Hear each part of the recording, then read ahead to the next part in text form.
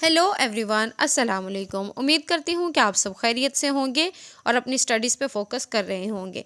तो चले बढ़ते हैं आज के हमारे न्यू कंटेंट की तरफ। जो हम आज से स्टार्ट कर रहे हैं वो है प्रेजेंटेशन स्किल्स। प्रेजेंटेशन हर इंसान के लिए एक मुश्किल मरहला रहा है उसको करना, चाहे वो स्टूडेंट हो या फिर वो एक प्रोफेशनल लाइफ का एक वर्किंग मेंबर हो। तो प्रेजेंटेशन एक टेक्निकल प्रोसेस है, एक टेक्निकल उसके तरीक़ाकार हैं जिसको फॉलो करते हुए हम एक अच्छी ना सिर्फ प्रेजेंटेशन बना सकते हैं बल्कि ऑडियंस तक डिलीवर भी कर सकते हैं।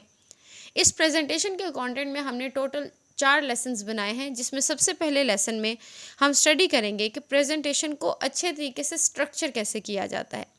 प्रेजेंटेशन बनानी एक अलग चीज़ है और उसको डिलीवर करना एक दूसरा मरहला होता है। तो सबसे पहले हम ये देखेंगे कि प्रेजेंटेशन को स्ट्रक्चर कैसे किया जाता है।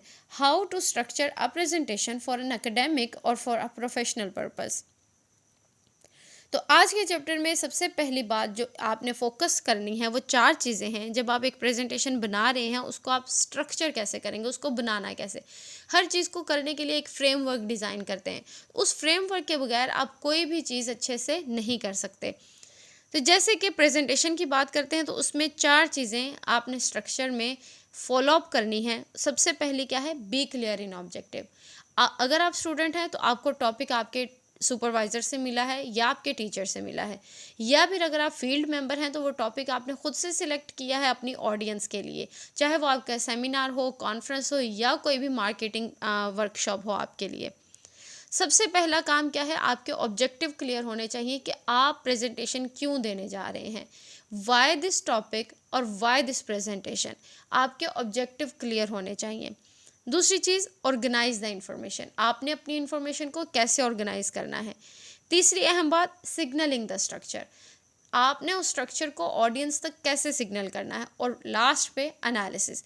इस चैप्टर में, इस लेसन में हम इन 4 पॉइंट्स को अच्छे से डिस्कस करते हैं कि ये क्या होते हैं।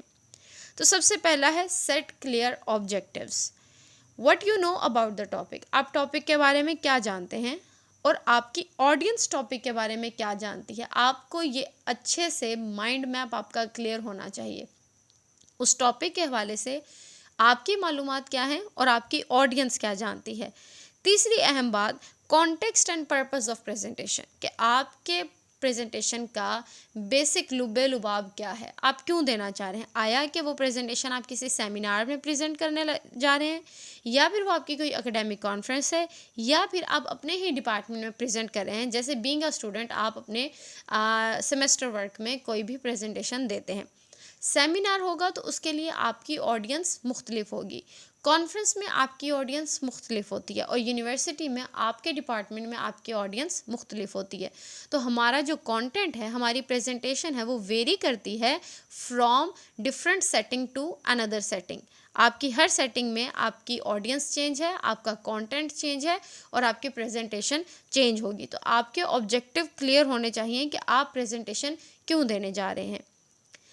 दूसरी अहम बात क्या है, ऑर्गेनाइज द इंफॉर्मेशन। आपने अपने ऑब्जेक्टिव तो क्लियर कर लिया, अब टॉपिक भी डिसाइडेड है। अब उस टॉपिक के बारे में आपने इंफॉर्मेशन को कैसे ऑर्गेनाइज करना है। तो याद रखिएगा, इंफॉर्मेशन हमेशा क्रोनोलॉजिकल सीक्वेंस को फोकस करती है। क्रोनोलॉजिकल सीक्वेंस किसको कहते हैं, जिसमें हम लेटेस्ट टू ओल्डेस्ट की तरफ जाते हैं। ऑडियंस को पहले आपने उन नए मालूमात दें, अहम मालूमात वो दें जो कि ज़रूरी हैं और उस टाइम पीरियड में फॉलोअप हो रही हैं। Most important to least important data. अगर आप इंफॉर्मेशन पहले इंपॉर्टेंट देंगे और बाद में लीस्ट की तरफ जाएंगे तो ये एक टेक्निकली गुड अप्रोच समझी जाती है। अगर आप लीस्ट इंपॉर्टेंट से मोस्ट इंपॉर्टेंट की तरफ जाएंगे तो by the end of the time audience की अटेंशन जो है वो ख़त्म भी हो सकती है। तो इंफॉर्मेशन आपने ऐसे ऑर्गेनाइज करनी है कि जो अहम मालूमात हैं वो पहले फॉलो हो जाएं। Then general to particular. Audience की अटेंशन को ग्रैब करने के लिए आपने जो डाटा पुट ऑन करना है वो जनरल से पर्टिकुलर की तरफ जाएगा। पहले उनके जो बेसिक कंसेंसस है उनको पूरा करें। पहले जो उनकी बुनियादी जो अज्जा हैं इंफॉर्मेशन के, मालूमात के, आपके टॉपिक के हवाले से उनको कवर करें। बाद में आप उनको पर्टिकुलर पर्पस की तरफ लेकर जाएं, उनकी अटेंशन को स्पेसिफाई करें बाद में। तो ये जनरल टू पर्टिकुलर अप्रोच को फॉलो करेगा। One point of view compared with another point of view. जब आप एक कंटेंट को सिलेक्ट करते हैं, आप अपने टॉपिक को चूज़ कर लेते हैं, तो उसमें थोड़ी सी वेरिएंस लेकर आएँ, उसको कंपैरेटिव एनालिसिस की तरफ लेकर आएँ। सिर्फ एक ही ओपिनियन को अगर आप पूरी प्रेजेंटेशन में रिप्रेजेंट करेंगे तो वो ऑडियंस के लिए बोर्डम भी क्रिएट कर सकता है और आपके ऑब्जेक्टिव्स को अच्छे से स्पेसिफाई भी नहीं करेगा। तो इसके लिए ज़रूरी ये है कि आप अपनी कंटेंट के हवाले से, टॉपिक के हवाले से उसमें डिफरेंट ओपिनियंस को, डिफरेंट पॉइंट ऑफ व्यूज़ को रिप्रेजेंट करें ताकि आपकी ऑडियंस उसको अच्छे से समझ जाए। तीसरी अहम बात वो है सिग्नलिंग द स्ट्रक्चर। सिग्नलिंग का मतलब इशारा करना। आप अपने प्रेजेंटेशन को शुरू करने से पहले अपनी ऑडियंस को अपने ताउन में लें और उनको बताएं कि आप उनको क्या बताना चाह रहे हैं। फैसिलिटेट योर ऑडियंस, ऑडियंस को आसानी दें, सहूलत दें, ताकि वो आपके लिए, अगर वो 20-25 मिनट के लिए बैठकर आपको सुन रहे हैं तो उनको पता हो कि वो किस काम के लिए यहाँ पर बैठे आपको सुन रहे हैं। ओवरव्यू ऑफ प्रेजेंटेशन, ये सिग्नलिंग का मतलब है ओवरव्यू देना। अपनी प्रेजेंटेशन का ओवरव्यू दें कि आज के टॉपिक में हम ये पढ़ने जा रहे हैं, इस टॉपिक से आपको ये मालूमात मिलने को मिल सकती हैं, जैसे कि इंफॉर्मेशन हो गई, बैकग्राउंड हो गया, या फिर अगर इसमें थेरीज बता रहे हैं, प्रोसीजर्स बता रहे हैं, एक्सपेरिमेंट्स बता रहे हैं, या कोई स्टेटिस्टिकल डाटा की रिप्रेजेंटेशन है, तो ये ऑडियंस को ओवरव्यू दें सो दैट उनको इस चीज़ से अहमियत, इस चीज़ का उनको आइडिया हो कि इस टाइम ड्यूरेशन में हम यहाँ पर इस जहन के साथ बैठे हैं और जब हम यहाँ से जाएंगे तो हमारे पास इतना मालूमात और इतनी हमारे पास इंफॉर्मेशन मौजूद होगी। अब ये ओवरव्यू आप दो तरह से दे सकते हैं। एक होता है साइन पोस्टिंग, दूसरा होता है लैंग्वेज सिग्नल। साइन पोस्टिंग का ये मतलब है कि आपने ऑडियंस को एक ओवरऑल व्यू दिया, किस तरीके से कि शुरू से लेकर एंड तक आप क्या करने के लिए जा रहे हैं, ये आप उनको बता रहे हैं। एग्जैक्टली आप उनको शुरू में बता दिया। दूसरा लैंग्वेज सिग्नल है।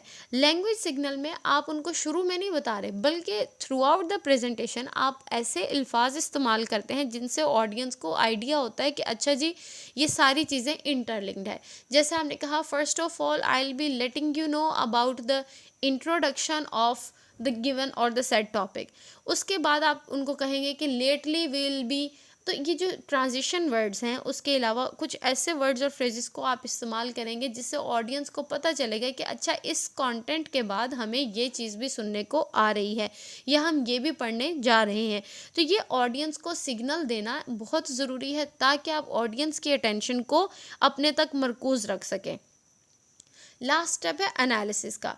अब आपने अपनी प्रेजेंटेशन का एनालिसिस करें कि क्या ये स्पीकर सेंटर्ड है, मतलब कि क्या पूरे 20-25 मिनट के ड्यूरेशन में या फिर 5-10 मिनट के ड्यूरेशन में क्या सिर्फ आप ही बोल रहे हैं, या फिर आपने ऑडियंस सेंटर्ड प्रेजेंटेशन रखी है। जो कंटेंट है वो ऑडियंस की इन्वॉल्वमेंट भी ले रहा है, आप ऑडियंस को भी अब उनकी पार्टिसिपेशन में इन्वॉल्व कर रहे हैं। तो क्या आपकी प्रेजेंटेशन ऐसी है। और तीसरी अहम बात कि क्या आपकी प्रेजेंटेशन, आपका डेटा, कंटेंट, टॉपिक आपके टाइम लिमिट को पूरा कर रहा है।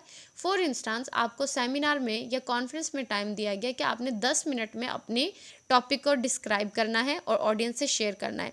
तो आप ये चेक करें, एनालाइज करें अपने आप को कि क्या मेरा उस टाइम लिमिट को मेरी प्रेजेंटेशन ओवरऑल मीट कर रही है या नहीं।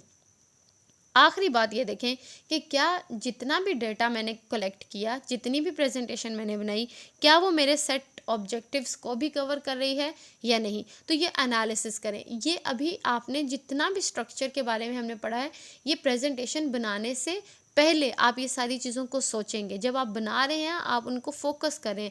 इस स्ट्रक्चर को, इन 4 बातों को जहन में रखते हुए आप प्रेजेंटेशन बनाते हैं। तो इस चैप्टर में हमने पढ़ा कि प्रेजेंटेशन को स्ट्रक्चर कैसे करना है। नेक्स्ट चैप्टर में हम प्रेजेंटेशन की कुछ स्टेजेस के बारे में पढ़ेंगे। आज के टॉपिक के हवाले से अगर आपके पास कोई क्वेश्चन है तो आप कमेंट सेक्शन में पूछ सकते हैं। Thank you so much. Take care.